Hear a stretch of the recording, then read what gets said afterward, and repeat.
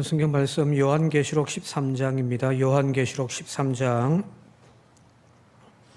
1절부터 10절까지 말씀을 한 절씩 교독해서 읽겠습니다.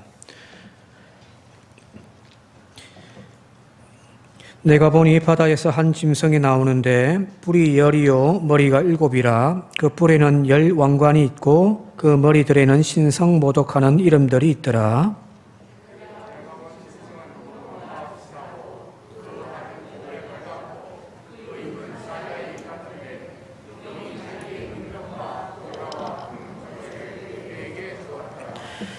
그의 머리 하나가 상하여 죽게 된 것 같더니 그 죽게 되었던 상처가 나음에 온 땅이 놀랍게 여겨 짐승을 따르고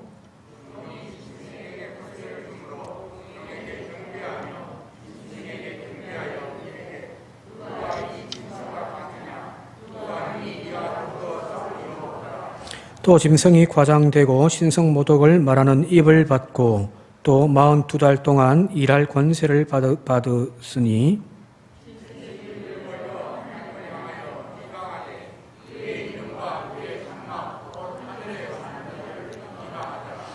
또 권세를 받아 성도들과 싸워 이기게 되고 각 족속과 백성과 방언과 나라를 다스리는 권세를 받으니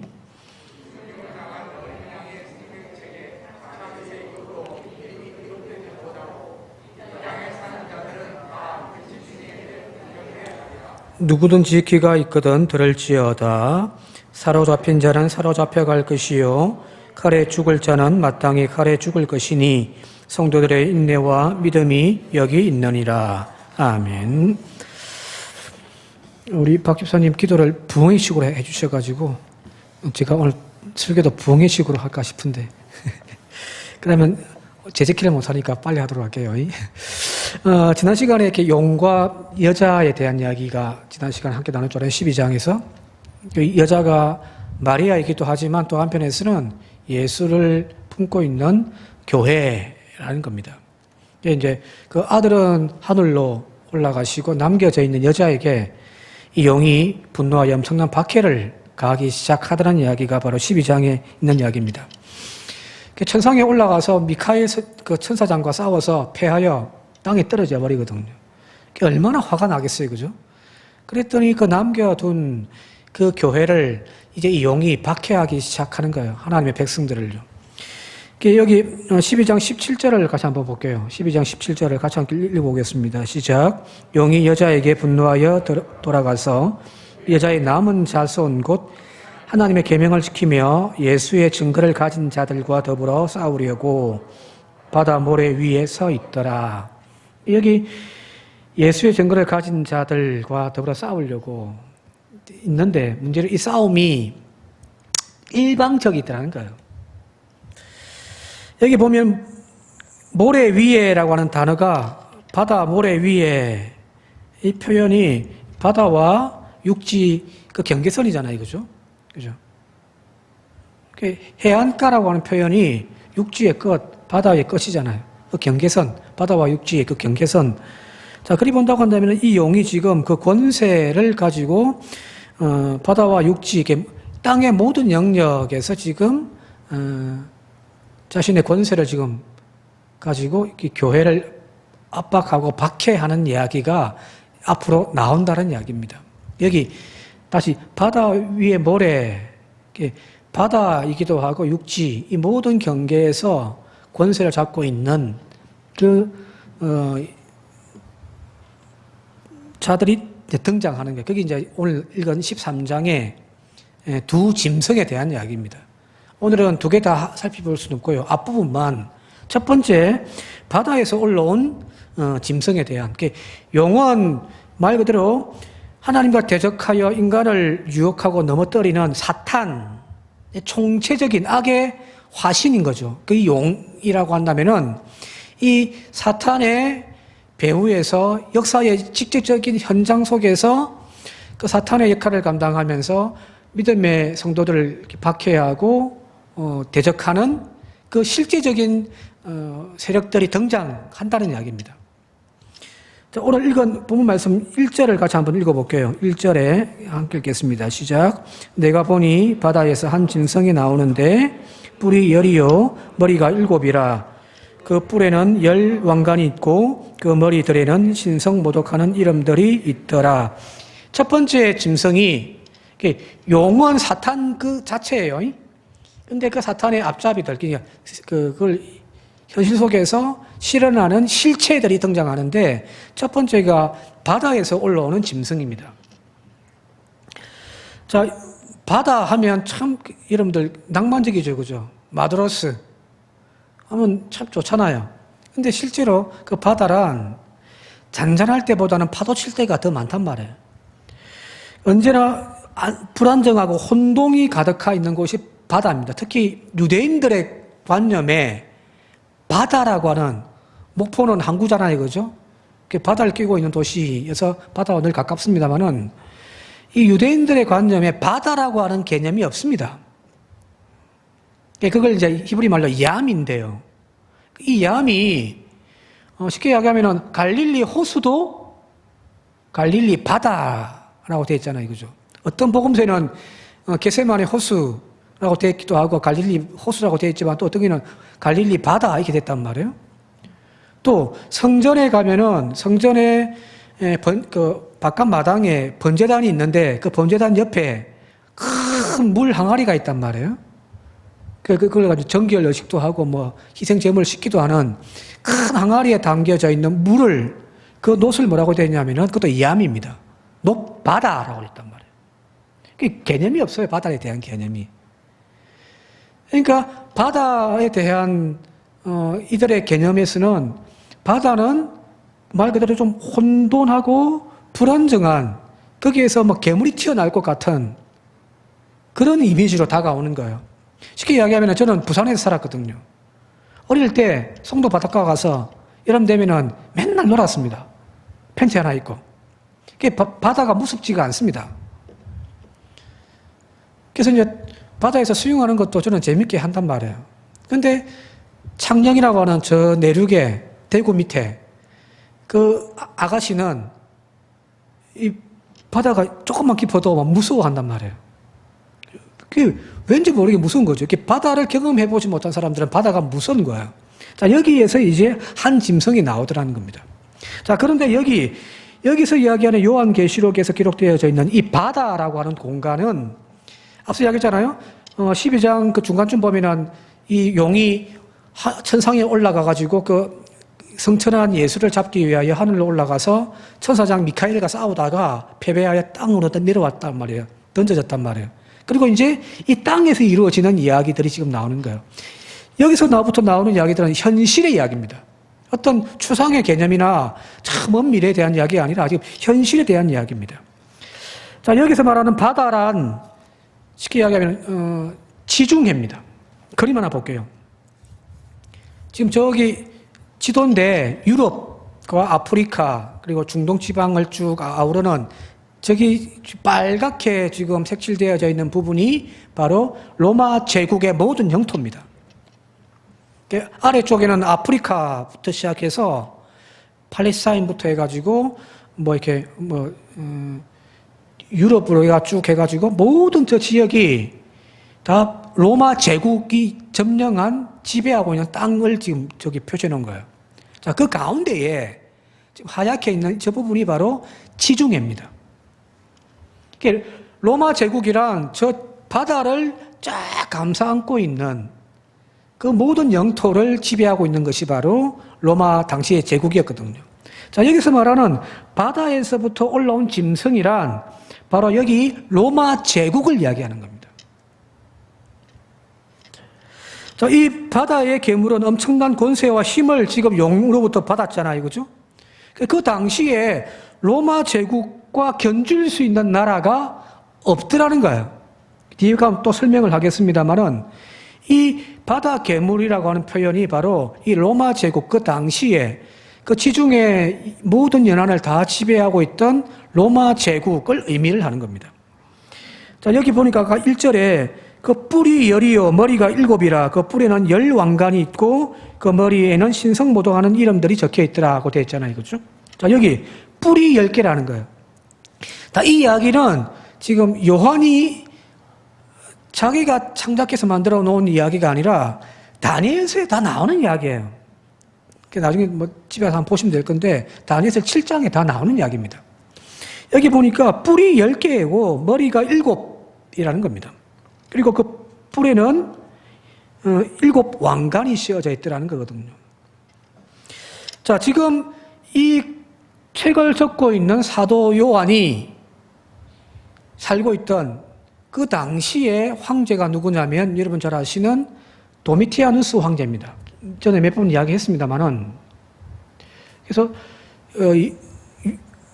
그 교회에 엄청난 가장 센 박해를 한 인물이 우리는 흔히 네로 황제 이야기하는데 네로 황제 때는 유대인에 대한 박해, 또 크리스천에 대한 박해가 있었지만 약해요.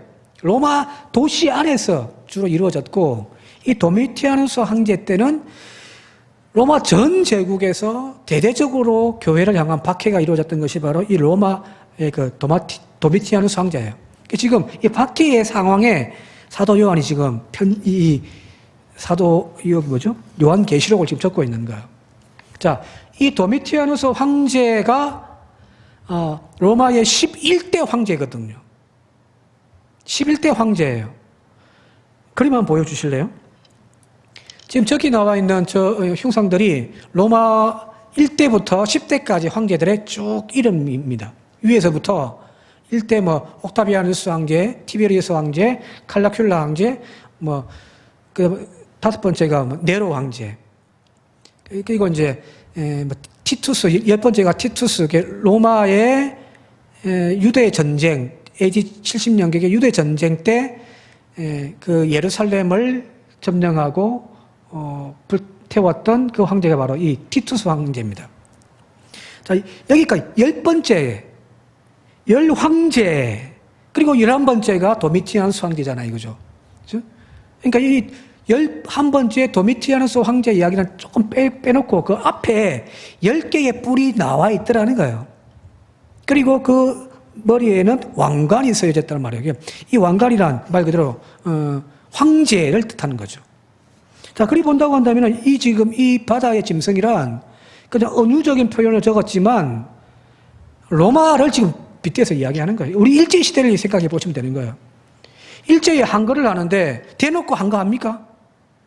욕을 해도 그죠? 삥 둘러서 욕을 하죠, 그죠? 지금 그런가요? 또 한 가지가 7 머리가 7이더라고 되어져 있는데 또 저 그림이 지금 지도인데 저기 바로 로마 도시입니다.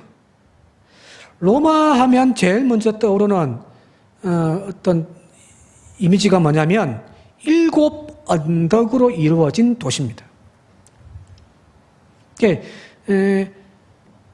로마가 처음에 형성될 때에 주로 이 7 언덕을 중심으로 해가지고 이 언덕 위에 이제 도시들이 세워진 거예요, 초창기에는.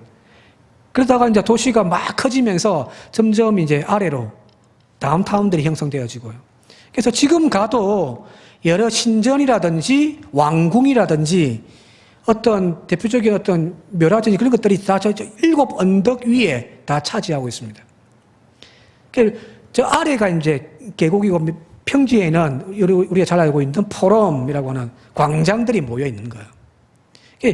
로마 하면 조금 로마를 아는 사람들은 다 알아요. 7 언덕.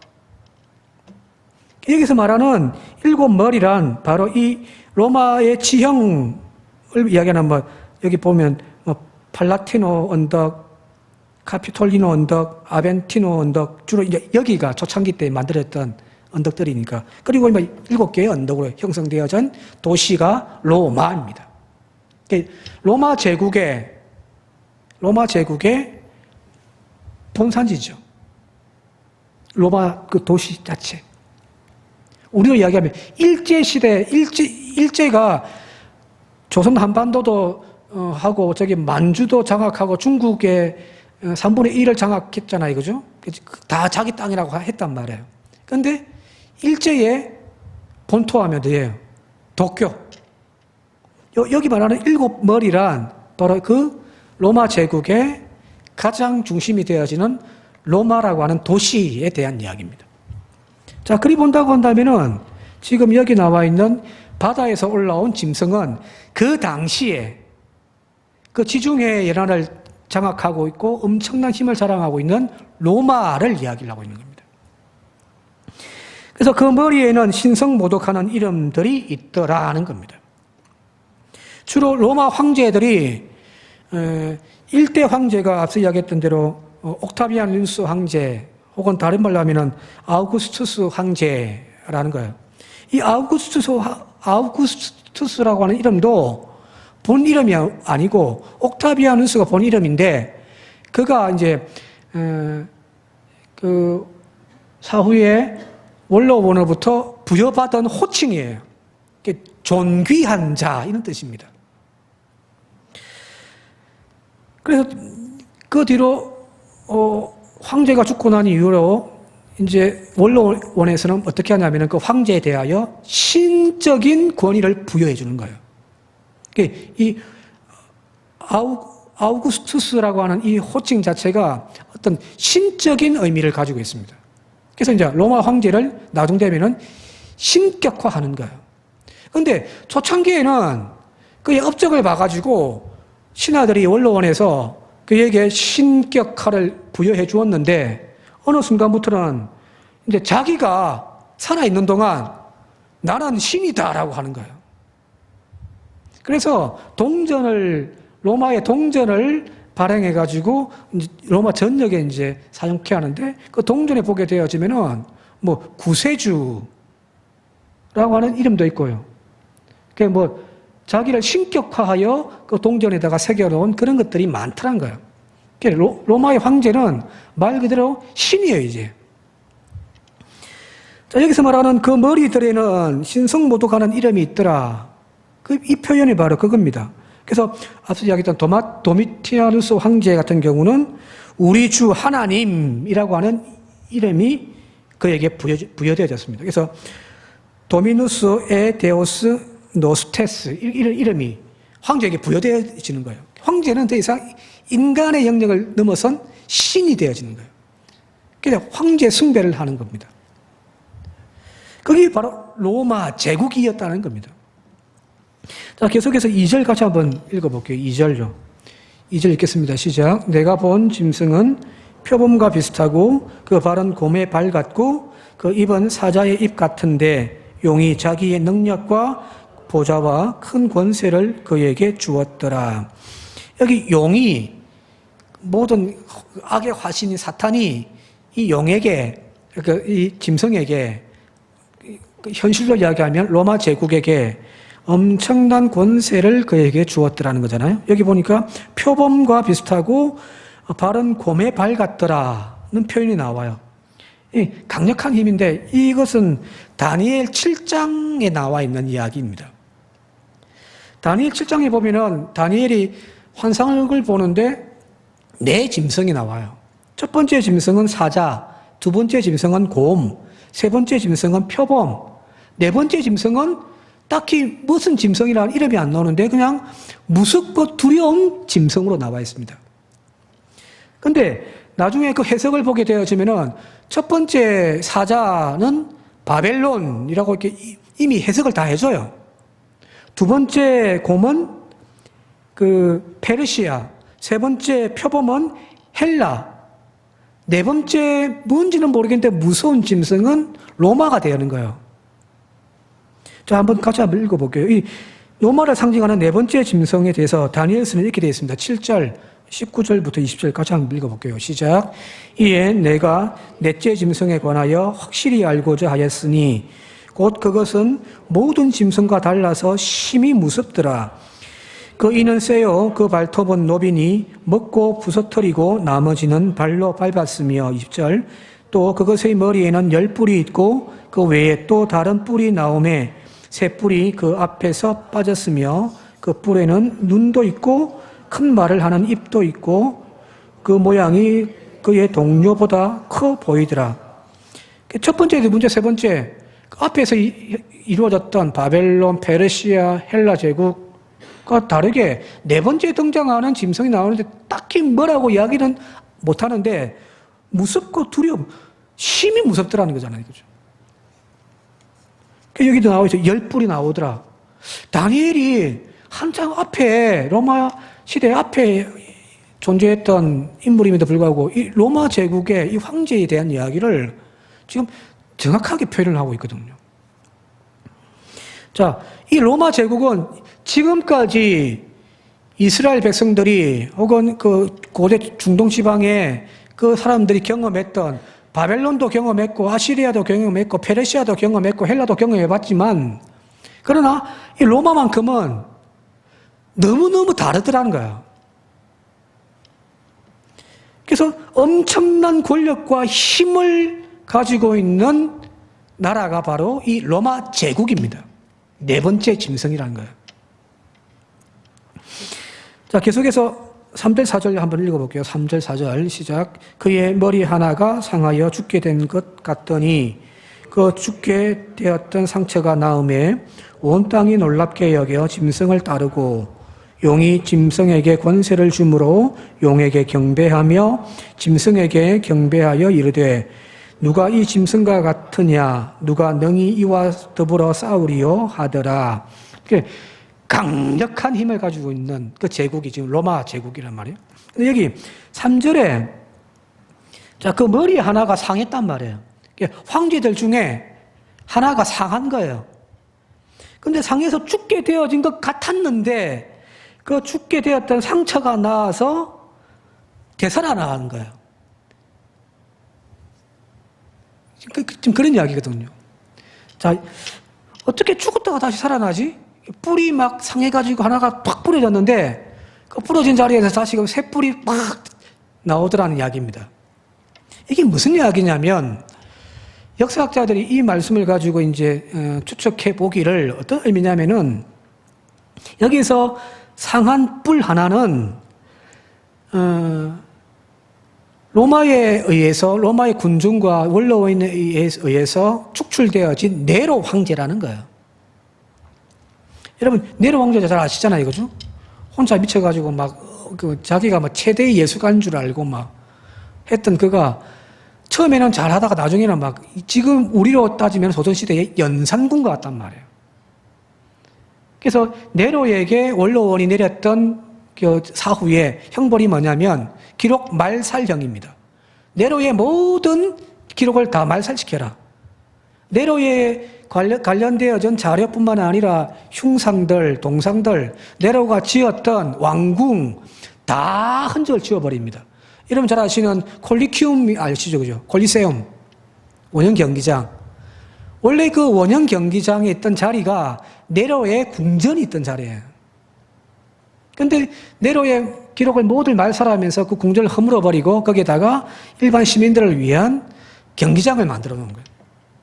그러니까 그 네로가 마지막에는 쫓겨 도망가서 자기 스스로가 이제 자기를 잡으러 오는 군사들에게 죽지 않기 위하여 혼자 집안에서 나중에 자결하거든요.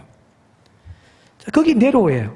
근데 이 당시의 이야기예요. 이 당시에 네로가 죽고 난 이후에 그 뒤로 어떤 이야기들이 소문들이 로마 전역에 쫙 퍼졌냐면은 네로가 안 죽었다라는 거예요. 네로가 죽은 척했다. 실제는 살아있다. 어딘가 살아있다라고 이야기를 하는 겁니다. 그래서 실제로 역사에 보게 되어지니까 자기가 네로라고 이야기를 하면서 횡세하면서 사기치던 사람들이 그 네로가 죽고 난 이후로 한 20년 동안에 4명이나 등장을 했었습니다. 역사에서. 이제 사람들 의식 속에 이 네로 이 악한 놈이 이렇게 쉽게 죽을 놈이 아니야. 죽은 척하고 어딘가 살아있을 거야. 이런 지금 이야기들이 소문이 쫙 퍼졌단 말이에요. 쉽게 이야기하면은 우리 그 제2차 세계대전 때 독일의 나치의 히틀러요. 그죠? 비슷해요. 네로랑 비슷해요. 마지막에 이제 연합군과 러시아군이 그 자신의 은거지를 쳐들어왔을 때 결국 그 안에서 독살을 하고 자기가 죽었단 말이에요. 그죠? 그게 이제 역사란 말이에요. 근데 지금도 어떤 이야기들이 나오냐면 이 히틀러가 안 죽었다라는 이야기들 아직까지 하고 있거든요. 자작극으로 누군가 자기가 닮은 사람을 한 명 거기다가 죽여놓고서 자기는 빠져나갔단 말이에요. 그런 이야기들이 막 음모론이죠, 그죠? 그런 소문들이 지금 로마 제국의 쫙 민중들 가운데 쫙 퍼져 있단 말이에요. 자, 여기 나와 있는 이 네로가 죽었지만 다시금 네로가 살아 부활했다라는 거예요. 그 인물이 있는데 그 인물이 누구냐면은 바로 11번째 지금 사도 요한이 지금 이걸 적고 있던 그때에 교회에 엄청난 박해를 했던 인물 도미티아누스 황제라는 겁니다. 실제로 황제 숭배를 내세웠던 도미티아누스 황제의 박해는 교회에 엄청난 고통을 가져다 주었거든요. 여기 앞서 이야기했던 로마라고 하는 이 제국의 바다에서 올라온 짐승에게 용이 엄청난 고난을 주어가지고 여기 앞서 처음에 읽었듯이 하나님의 백성들과 다투게 하더라. 그 정점에 있던 인물이 바로 이 도미티아누스 황제입니다. 그래서 12장, 13장에 새겨져 있는 이 교회 박해에 대한 이야기, 그리고 성도들의 엄청난 믿음의 환란의 시대, 바로 그 이야기가 여기 은유적으로 또 다니엘서의 이야기를 조금 빌려와서 지금 표현해 놓은 것이 바로 이 바다에서 올라온 짐승에 대한 이야기란 겁니다. 자, 그가 도미티아누스 황제 때 어떤 일들이 발생했냐면은 5절부터 8절까지 제가 좀 읽어드릴게요. 또 짐승이 과장되고 신성모독을 말하는 입을 받고 또 42달 동안 일할 권세를 받으니라. 짐승이 입을 벌려 하나님을 향하여 비방하되 그의 이름과 그의 장막 곧 하늘에 사는 자들을 비방하였더라. 또 권세를 받아 성도들과 싸워 이기게 되고 각 족속과 백성과 방언과 나라를 다스리는 권세를 받으니 8절 죽임을 당한 어린 양의 생명책에 창세 이후로 이름이 기록되지 못하고 이 땅에 사는 자들은 다 그 짐승에게 경배하리라. 엄청난 믿음의 신앙의 박해가 가해지고 그걸 견디지 못한 사람들은 결국에는 무릎 꿇어버리는 거죠. 지금 이 이야기는 어떤 바다의 짐승 이런 표현으로 지금 하고 있지만 실제로는 지금 사도 요한과 교회가 현실적으로 당하고 있는 박해와 고난의 현실입니다. 우리나라가 어찌 보면은 성경을 이해하는데 참 복받은 민족일 수도 있습니다. 왜냐하면 이런 배경들을 우리는 다 가지고 있잖아요. 그죠? 일제시대 때 엄청난 민족적인 박해를 받으면서 그때 그 일제를 향하여서 대놓고 이야기를 못하고 그냥 빙 둘러가지고 어떤 동화라든지 그런 이야기를 형식을 빌려와가지고 일본을 까는 그런 방법이 있었잖아요. 그죠? 이 말씀도 마찬가지인 거예요. 어떤 미래에 일어날 어떤 일에 대한 이야기가 아니라 지금 교회가 당하고 있는 박해의 현장 속에서 지금 이런 일들이 일어나고 있다는 것을 지금 고발하고 있는 겁니다. 그러면서 이제 9절 10절에 이렇게 이야기를 하는 겁니다. 같이 한번 읽어볼게요. 9절과 10절입니다. 시작. 누구든지 귀가 있거든 들을지어다. 사로잡힌 자는 사로잡혀 갈 것이요 칼에 죽을 자는 마땅히 칼에 죽을 것이니 성도들의 인내와 믿음이 여기 있느니라. 여기 키포인트죠. 지금 귀 있는 자는 들어라 하는 거예요. 그리고 성도들의 인내와 믿음이 여기 있다는 거예요. 이 이야기는 지금 참 먼 미래에 던져주는 이야기가 아니에요. 지금 이런 일들이 벌어지고 있다는 사실을 지금 그 당시에 교회 현장 속에서 지금 믿음의 갈등을 느끼고 있는 엄청난 박해 속에서 오늘도 믿는 사람이 한 명 죽어나갔고 오늘도 엄청난 압박으로 쪼여오는 그 상황 속에서 믿음이 지금 갈팡질팡하고 있는 사람들에게 들려주는 바로 하나님의 음성인 거예요. 미래에 어떤 일들이 날 건가? 그건 저 뒤에 이야기, 나중에 나오지만 지금 여기 요한복음에서 나오고 있는 이 복음에 대한 이야기, 교회가 당하고 있는 현실에 대한 이야기는 지금 현실의 문제입니다.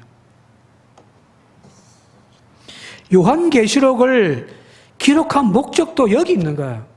앞으로 이런 미래에 이런 일들이 발생할 거야 라고 하는 점을 치고 예언을 하고 하는 그 이야기가 아니라 오늘도 현실 속에서 믿음 때문에 손해보고 믿음 때문에 압박받고 믿음 때문에 오늘도 목숨을 내어놓아야 하는 그 삶의 현장에 대한 이야기입니다. 땅과 하늘이 함께 가는 거예요. 요한복음의 구조는 두 가지죠. 땅의 이야기와 하늘의 이야기. 계속 이 두 가지가 왔다 갔다 하거든요. 오늘 저와 여러분들 이 땅을 밟고 사는 존재들이잖아요. 먼 미래에 아멘 주 예수여 어서 오시옵소서 나의 희망은 이 풍진 세상을 만났으니 희망도 없고 오직 나의 희망은 천국이다. 이걸 이야기하고 있는 것이 아니에요. 피비린내 나는 오늘도 나의 삶의 현장 속에 나가서 오늘도 부딪혀야 하고 오늘도 싸워야 하는 저 현장에 대한 이야기가 바로 요한계시록입니다.